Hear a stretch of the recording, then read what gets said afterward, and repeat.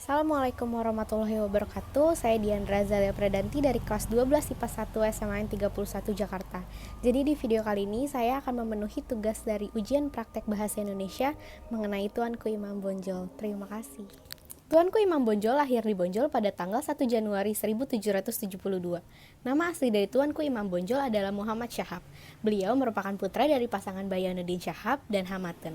Ayahnya, Khatib Bayanuddin Syahab, merupakan seorang alim ulama yang berasal dari Sungai Rimba, Suliki, 50 kota.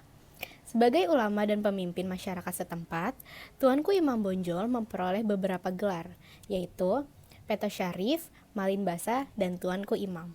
Tuanku Nan Receh dari Kamang, Agam sebagai salah seorang pemimpin dari Harimau Nan Salapan adalah yang menunjuknya sebagai imam atau pemimpin bagi kaum Padri di Bonjol. Ia akhirnya lebih dikenal dengan sebutan Tuanku Imam Bonjol. Tuanku Imam Bonjol dikenal sebagai pemeluk agama Islam yang santun. Selain itu, sosok dari Tuanku Imam Bonjol sampai sekarang tidak bisa dilepaskan dari kaum Padri. Kaum Padri sendiri merupakan sebutan yang diberikan kepada sekelompok masyarakat pendukung utama penegak syariat agama dalam tatanan masyarakat yang zaman dulu populer di tanah Minangkabau, terutama pada masa Perang Padri. Kelompok ini merupakan penganut agama Islam yang menginginkan pelaksanaan hukum Islam secara menyeluruh di Kerajaan Pagaruyung.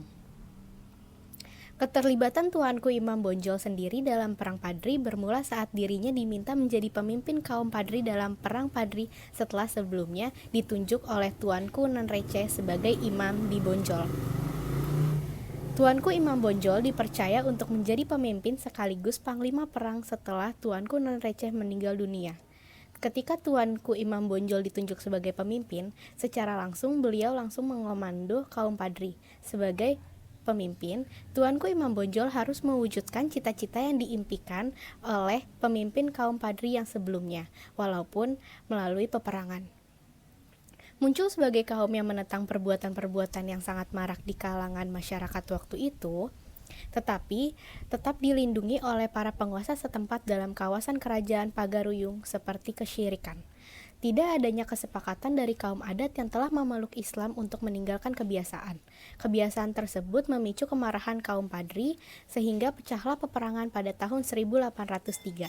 Hingga tahun 1833, perang ini dapat dikatakan sebagai perang saudara yang melibatkan sesama Minang dan Madaling.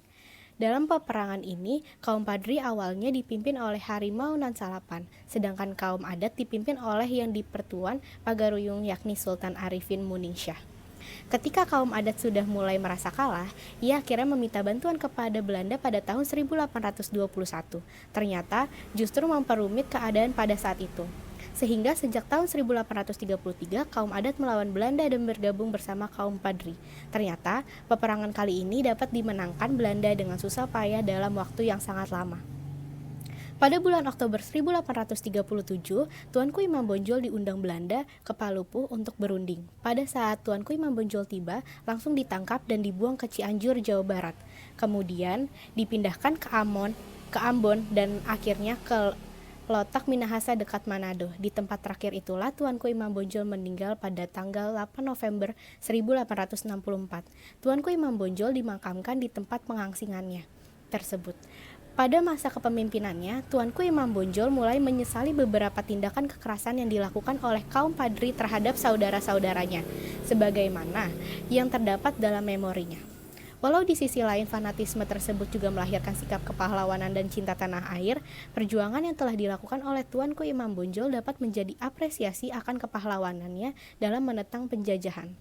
Sebagai penghargaan dari pemerintah Indonesia yang mewakili rakyat Indonesia pada umumnya, Tuanku Imam Bonjol diangkat sebagai pahlawan nasional Indonesia sejak tanggal 6 November 1973. Terima kasih.